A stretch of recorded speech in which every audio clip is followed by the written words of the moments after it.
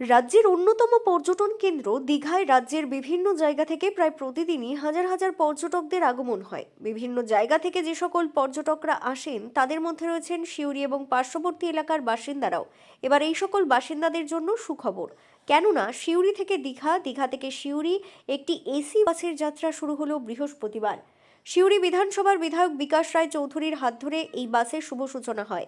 একটি বেসরকারি সংস্থা এই বাস পরিষেবা দেবে বলেই জানা গিয়েছে। প্রতিদিনই এই বাস সিউড়ি ও দীঘার মধ্যে পরিষেবা দেবে। বেসরকারি সংস্থার দ্বারা পরিচালিত এই বাস পরিষেবার সময়সূচি এবং ভাড়া সম্পর্কে যা জানা গিয়েছে, তাতে বাসটি প্রতিদিন সকাল 7:15 সিউড়ি থেকে দীঘার উদ্দেশ্যে রওনা দেবে।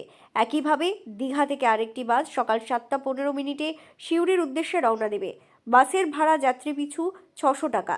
নতুন এই বাসের যাত্রা শুরু হওয়ার পরিপ্রেক্ষিতে সুবিধা বাড়বে অনেক পর্যটকদের।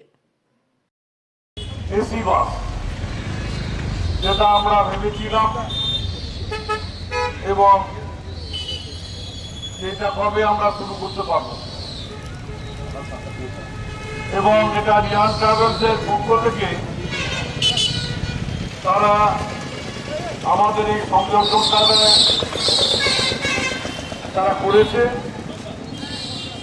যার জন্য তাদেরকেও আমরা রিয়ান ট্রাভেলসকে আমরা ধন্যবাদ জানাই।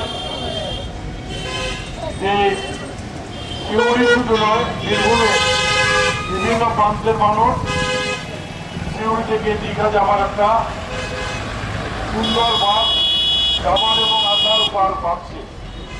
আজকে তার উদ্বোধনী অনুষ্ঠান